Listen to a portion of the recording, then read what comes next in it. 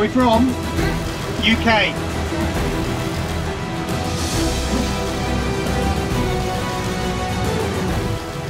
Carry on. Thank you so much.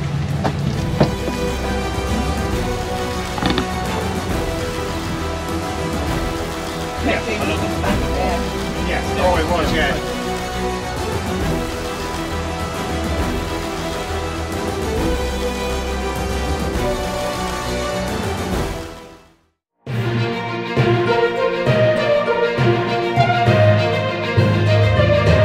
This is Intrepid Bear, a 40-foot sailboat off to explore the world with her crew Iain and Kate. Come aboard and let's see what's out there.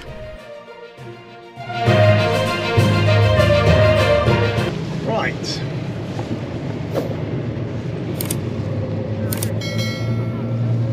Big boat. Okay, so it's about 20 to 6 in the morning. We've dropped the anchor. We're just outside the Mar Menor, which is the big lagoon that we mentioned before. We've come here, we ran out of wind basically, the wind died and now it's come back quite strong in the wrong direction and it looks like it isn't going to be favourable for a few days. So we're just nosing in here. There's an old abandoned marina, but again in the dark. I wasn't very happy going in there.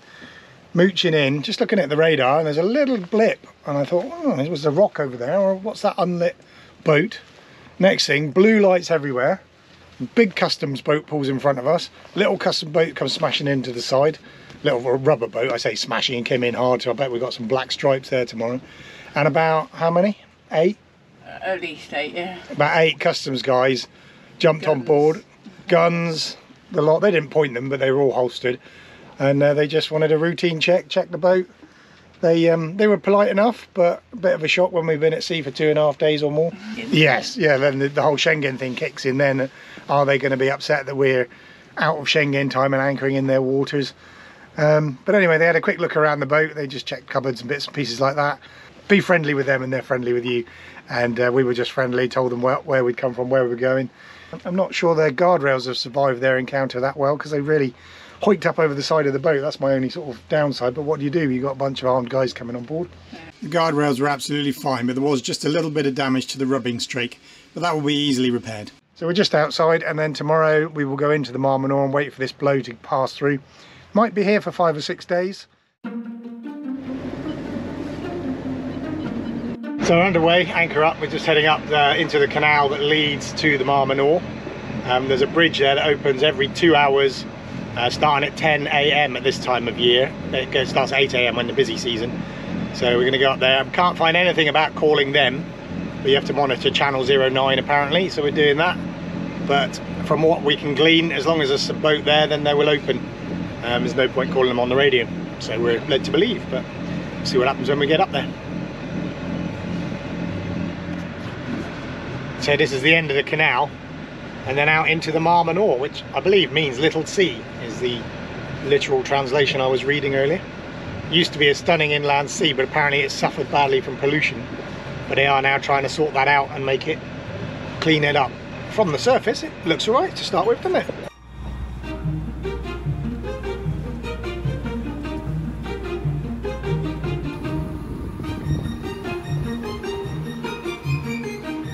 Going over towards this island over here, we're going to drop the hook behind that. Reason particularly, 1, it's nice and remote, and 2, it will be protected from the northeasterly that we're expecting in a couple of days time if we do stay here.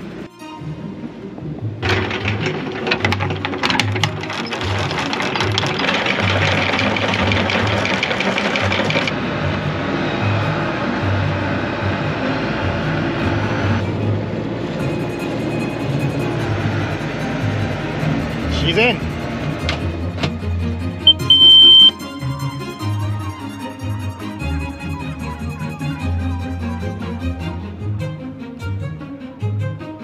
Anyway, first impressions of the Mar Menor after everything we've read. It looks really nice. I've got to be honest, the water doesn't look particularly inviting. It's a bit cloudy and there's lots of little bits in it. But there is work underway to clean that up apparently, so that's good. But the shoreline, lovely. If we were allowed ashore, I'd love to get on these islands and have a look. It's probably a good thing that the dinghy wasn't put together at that point, else we would have given in to temptation and gone ashore on those islands.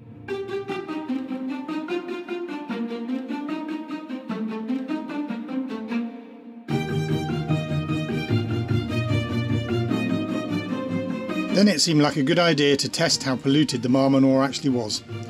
In the end, I didn't actually die. What happened to you? Nothing. I might have just fell off the back step because the ladder was a bit loose. I've just come out of the shower. I didn't even hear a splash, which is worrying. And then I hear a little voice going, I can inform you that the Mar Menor is not that cold. I come out to see Iain looking like he's just got out of the shower. You may wonder how I came to fall off the back of the boat. Well, let me try and explain. Here's how it happened. This is our bathing ladder. Goes down like that. Some people tie them up. In fact, there is a clip here. But I don't like to tie it up, because if you do fall in, it's handy to be able to reach up and pull it down so you can get yourself out of the water. The only trouble is, you could grab this, you could grab that, but if you're on the back step washing a pan like I was, and you accidentally grab that, you just end up in the water with the ladder in your hand. So that's how it happened. Despite the apparent calm as we entered the Mar Menor, there were several days of strong northeasterly winds forecast, making it very difficult to sail on towards the Balearic Islands or to the east. So we spent a nervous week pinned down in the Mar Menor, hoping that we were not there illegally. We didn't go ashore, but we kept ourselves busy on board. The deck renovation was still underway.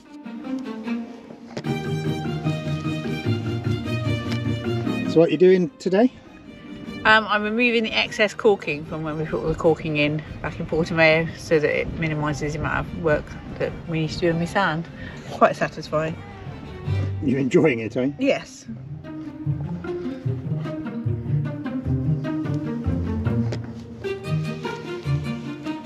So, 1 week later, we've been sat in the Mar Menor for a week. Can you believe it's been a week? I can. Doesn't feel like a week to me, but Kate it does. And we've actually got a weather window now, which at least lets us get to the Balearic Islands. So we're going to set off now. We're going to go under the bridge at 10 AM to get out of the Mar Menor. It is a suck it and see. We're going to get at least to the Balearics with no major threatening weather coming. It has been pretty incessant and it keeps threatening 40 odd knots every 4 or 5 days, but it seems to be settling a little bit now. It is Easter weekend, so spring should be starting. So we'll get the boat ready, get all the covers off, and we will get going.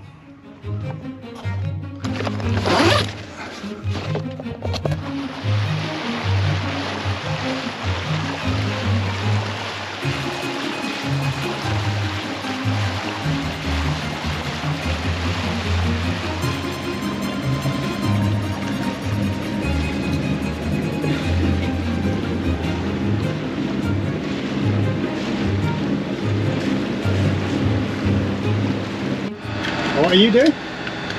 Chopping up plastic. So we've got to try and keep our waste at a minimum, because obviously we don't know when we're ashore again. So all the plastic's getting chopped up to go in this bottle. So there's not a lot of tide in the Mediterranean, but what tide there is whistling through this little canal. I say whistling, there's a knot or so behind us, so that'll be pushing us down towards the bridge. So we have to, we'll have to just stem that in reverse, which is good because it'll give us a bit of flow over the rudder. One thing to consider is what you would do if your engine did fail right at this particular moment. Well, the only thing you could do really is get that anchor down as quick as possible. It's only a couple of meters deep, so you could anchor pretty well. So if your engine failed, you should have the anchor prepped and ready to go, just in case. Stemming a flow from a stern is a skill worth practicing for waiting situations like this. The large yacht behind us lost control and had to turn hard across the flow, almost coming to grief on the bank. But fortunately the bridge opened and all the boats got through safely.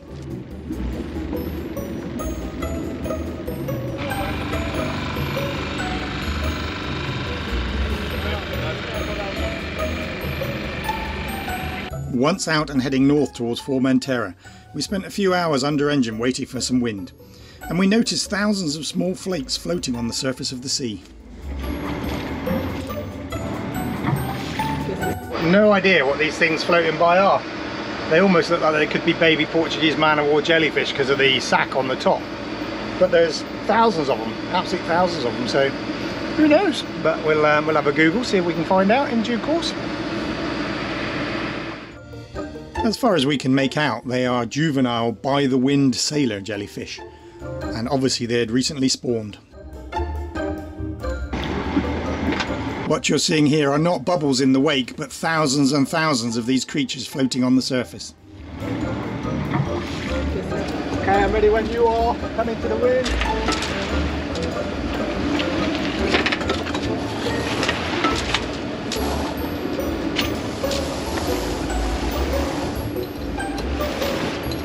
A little bit more to the starboard.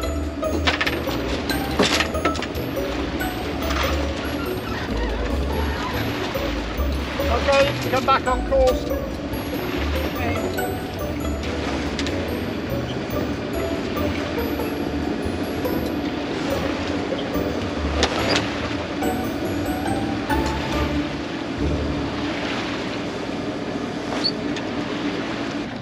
So the main's up, there's still only like 5 to 6 knots of wind, although it is getting more consistent. So anyway, we're going to put up the cruising chute, the big pink, and we'll see if that does any better for us.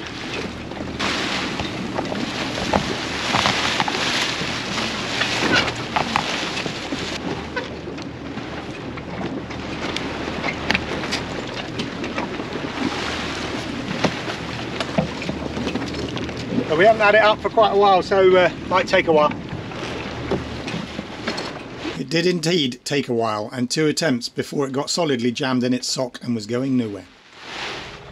So after a frustrating time where I let myself get way too wound up by the cruising chute, which didn't go up very well at all, it just got jammed in its sock. We put it up once, and then we took it down because it was flapping, then I tried to get it back up and it was just jammed. And I did get pretty frustrated, I don't mind admitting, and I'm annoyed at myself for being so frustrated, if that makes any sense. So we motored for several hours, but now we have actually switched off the engine. We've got 9.5-ish knots of wind, just picking up to 4 knots of boat speed. So that'll do. That's actually quite nice. So it is nice to get the engine off. It's got this great big ferry just going past us here. Called him up on the radio and they altered course for us, which was very kind of them. The Regina Baltica. And what are you doing back there? Fishing. Fishing. Fishing in the med. Kate is fishing in the med. So yeah, this is kind of proper med sailing now. The sea is deep blue, lovely deep blue, and we're sailing it. They're not going very fast, 3.8, 3.9 knots. The bottom's a bit dirty, I noticed, while we're in the Mar Menor, but we are trickling along quite nicely. We're making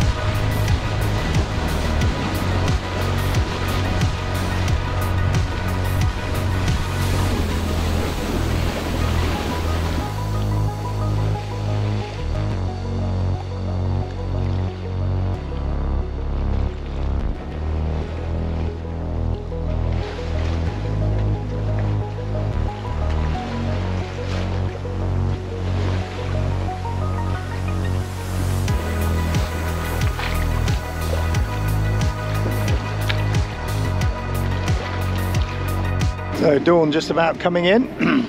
Formentera just in front of us, low lying on the horizon. You can just about see it in the sunrise. Big moon set behind us, been a bright moonlit night. Wind has been up and down. We had a bit of a sail and a bit of a motor. Kind of died at the moment, but coming onto the bow a little bit, so we can get a little bit of drive from the sails, but we're motoring. But yeah, they should have about 3 more hours. We can get some weather information, then decide whether to drop the hook at Formentera just for a few hours until the wind fills in from the right direction, or carry straight on. So we'll get there, have a look. Looking forward to seeing the water at Formentera. I'd like to anchor there for a few hours because everybody says it's so crystal clear. I'd love to see that, so see how we get on.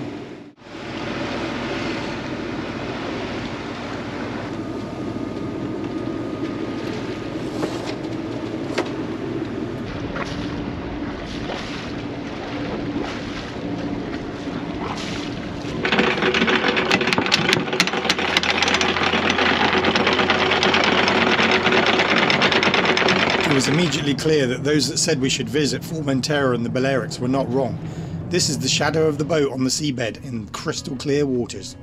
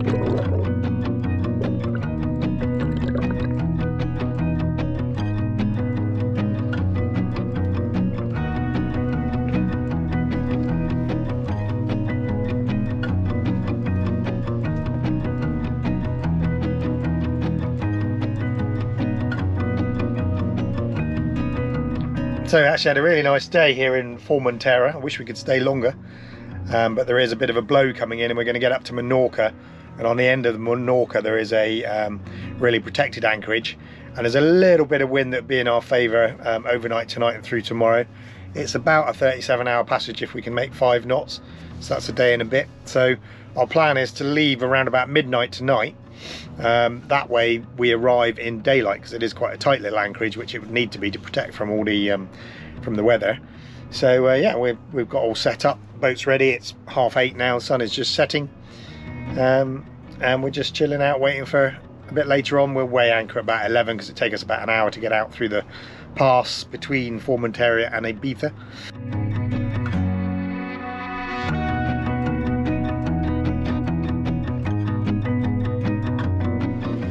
So it's 6:30 in the morning and it's first light appearing. I was just contemplating night shifts, as many of you hopefully know by now. Iain and I were police officers for many years, and there's something about nights and waiting for daylight wherever you are, sat on a scene, staring into the night, praying for daylight, knowing that the early term will be getting out of bed shortly and coming to relief, and relief is on its way and it'll soon be over. A new day will dawn and you'll go home to bed. And even though nights at sea are very, very different, there's still that element of staring into the dark, waiting for the first rays of daylight, because everything's different at night. It's just more intense at night. So it's always some blessed relief when the daylight starts to arrive and you can see the sun is rising, and somehow it's all different and better when the sun comes up. So yeah, daybreak, it's a very different feeling to sunset.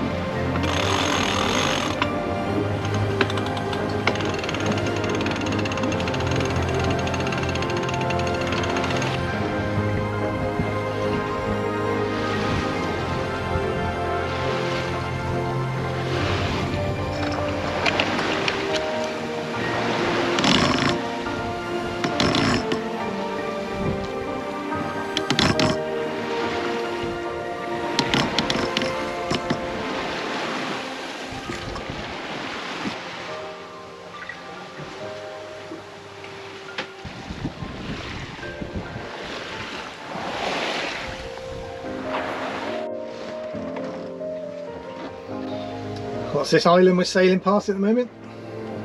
It's Isla de Cabrera. It's a national park. So we can't go there without prior permission. We can get it online. And never far from our minds was our worry about whether the authorities would agree with us on our belief that we have a legal right to sail through territorial waters despite our lack of Schengen time. So I just saw a fast boat coming out from behind the island, and I've got the radar on him, and then I've clicked on him to acquire the target, and the radar then works out its course and speed. He's doing over 20 knots, and he's gone past us down the side of the island. He's circling around behind us now, and it is the Guardia Civil, which is the sort of police force patrol boat.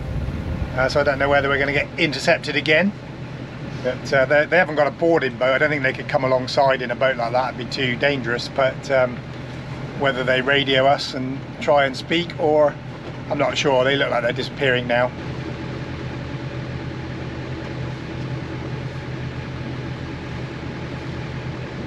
Fortunately, they were not interested in us and went on their way.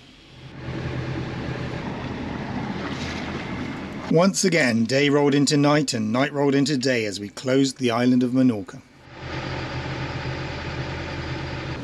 So another day dawns. It's quite calm. We've got the sails and they are driving a little bit.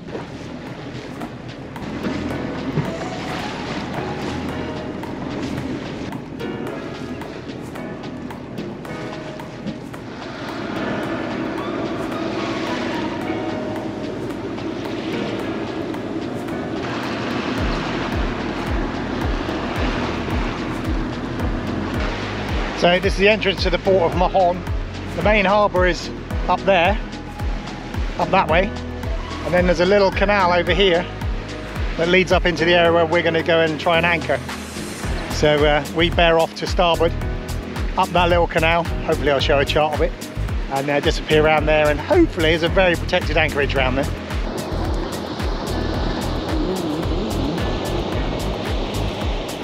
Dirty Girt ferry coming out.